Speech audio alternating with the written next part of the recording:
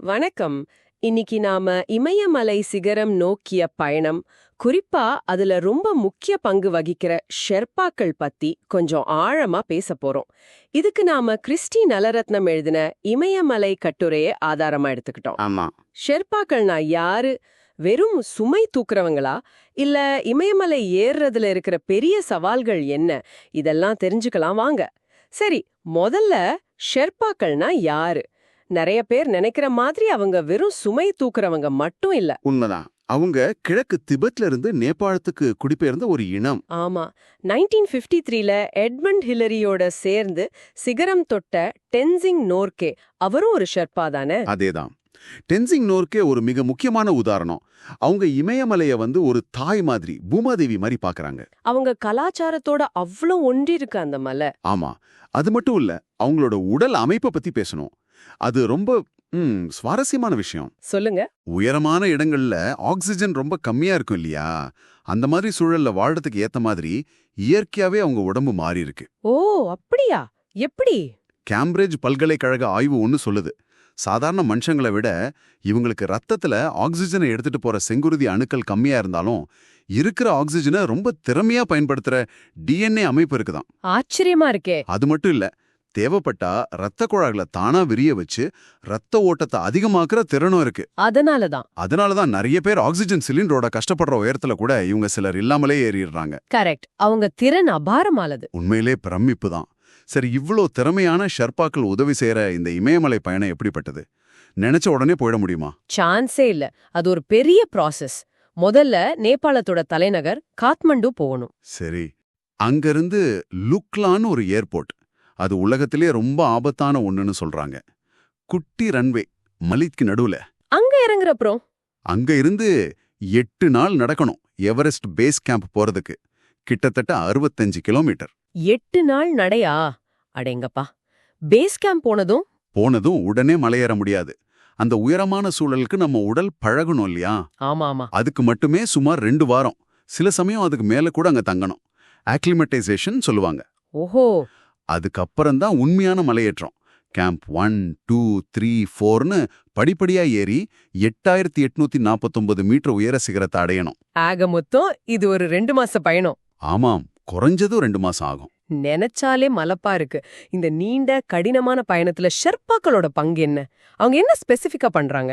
அவங்க பங்கு இல்லாம இந்த பயண சாத்தியமே இல்லைன்னு சொல்லலாம். ஒவ்வொரு கட்டத்திலயும் அவங்க இருக்கிறாங்க. குறிப்பா கும்பு பனிவீழ்ச்சின்னு ஒரு இடம். கும்பு பனிவீழ்ச்சி? ஆமா, அது ரொம்ப ஆபத்தானது. பெரிய பெரிய பனிப்பாறைகள் மெதுவா நகர்ந்துகிட்டே இருக்கும். அதுக்கு நடுவுல அலுமினியம் ஏணி வச்சு பாதை அமைச்சு கொடுக்கறதே ஷெர்பாக்கள் தான். என்னது, ஏணி வச்சா? பனிப்பாறைக்கு மேலையா? ஆமா, மத்த மலையேறிகள்லாம் பேஸ் கேம்ப்ல இருக்கிறப்போ இவங்க ராத்திரி நேரத்துல போய் இந்த ஆபத்தான வேலையை செய்வாங்க. கேட்கவே பயங்கரமா இருக்கு. இது எவ்வளவு ஆபத்துன்னா, 2014ல ஒரு பெரிய பனிச்சரிவாச்சு. அதுல ஒரே நேரத்துல 16 ஷெர்பாக்கள் இறந்து போனாங்க. அட கடவுளே. ரொம்ப சோகமான நிகழ்வு அது. இன்னைக்கு வரைக்கும் பாத்தீங்கன்னா 121 ஷெர்பாக்கள் இந்த மாதிரி மலையாற்றத்துல உயிரிழந்திருக்காங்க. 121? பெரிய எண்ணிக்கை இது. ஆமா, அவங்க தியாகம் சாதாரணமானதில்ல. நிச்சயமா.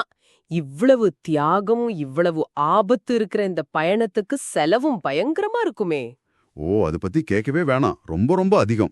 வெறும் அனுமதி சீட்டுக்கே $11,000 ஆகுது. $11,000? பெர்மிட்டுக்கு மட்டுமா? ஆமா, அதோட காப்பீடு, ஆக்சிஜன் சிலிண்டர், தங்குற இடம், சாப்பாடு, அப்புறம் நம்ம கழிவுகளை அப்புறப்படுத்துறதுக்கு கட்டணம், இப்படி எல்லாம் சேர்த்து ஒரு ஆளுக்கு $1,00,000 வரைக்கும் கூட ஆகலாம். $1,00,000? நினைச்சு பார்க்க முடியல.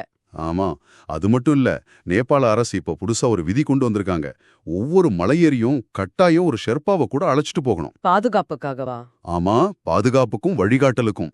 அது மட்டும் இல்ல, எவரெஸ்ட் ஏற வர்றதுக்கு முன்னாடி குறைஞ்சது 6,500 மீட்டர் உயரமுள்ள வேற ஒரு மலையில ஏறின அனுபவம் இருக்கணும்னு சொல்றாங்க. கண்டிப்பா நிறைய மாற்றங்கள் வந்திருக்கு. நிறைய ஷெர்பாக்கள் இப்போ வெறும் வழிகாட்டிகளா இல்லாம சொந்தமா மலையேற்ற பயண கம்பெனிகளே நடத்துறாங்க. ஓ, பரவாயில்லையே. அவங்க குழந்தைங்கள நல்லா படிக்க வைக்கணும்னு காட்மண்டு மாதிரி நகரங்களுக்கு அனுப்புறாங்க. இன்னொரு பக்கம் ஷெர்பா பெண்கள் குறிப்பா மலையேற்றத்துல கணவனை இழந்த விதவை பெண்கள். ஆமா. அவங்க சமூக தடைகள் எல்லாம் தாண்டி துணிச்சலா இந்த மலையேற்றத்துறைக்கு வர்றாங்க. 2012ல சூரியம்னு ஒரு ஷெர்பா பெண் ஒரே சீசன்ல 2 தடவை எவரெஸ்ட் ஏறி கின்னஸ் சாதனை கூட பண்ணிருக்காங்க. அட, இது நிஜமாவே நல்ல முன்னேற்றம். ஆமா. அப்போ நாம இவ்ளோ நேரம் பேசினத வச்சு பார்த்தா ஷெர்பாக்கள் வெறும் வழிகாட்டிகள் இல்ல, அவங்கதான் இமயத்தோட ஆன்மான்னு சொல்லலாம். அவங்களோட அந்த அசாத்திய உடல் அமைப்பு, அவங்க கலாச்சாரம், அவங்க எதிர்கொள்ற ஆபத்துகள், மாறிட்டு வர்ற அவங்க சமூகம்னு பல விஷயங்களை இந்த கட்டுரை வெளிச்சம் போட்டு காட்டுது. கரெக்ட். அவங்க இல்லாம இமயமலை சாதனைகள் சாத்தியமே இல்ல. நிச்சயமா. இந்த உரையாடலை முடிக்கிறதுக்கு முன்னாடி நீங்க யோசிக்க வேண்டிய ஒரு விஷயம். சொல்லுங்க. இன்னைக்கு டெக்னாலஜி எவ்வளோ வளர்ந்தாலும் உலகத்திலேயே மிக கடுமையான சூழல்கள்ல ஒண்ணுல இந்த ஷெர்பாக்கள் காட்டுற அந்த மனுஷ சக்தி, மன உறுதி, தியாகம், இதுதான் இமயமலை கதையோட மையமா இன்னைக்கும் இருக்கு. அவங்களோட இந்த அசாத்திய திறனும் சவால்களை அவங்க ஜெயிக்கிற விதமும் நம்ம வாழ்க்கையில நாம சந்திக்கிற நம்மளோட சொந்த மலைகளை, அதாவது நம்ம சவால்களை எப்படி தாண்டி போறதுன்னு நமக்கு ஏதாவது கத்துக் கொடுக்குதான்னு நீங்க கொஞ்சம் யோசிச்சு பாருங்க. நல்ல கேள்வி. சிந்திக்க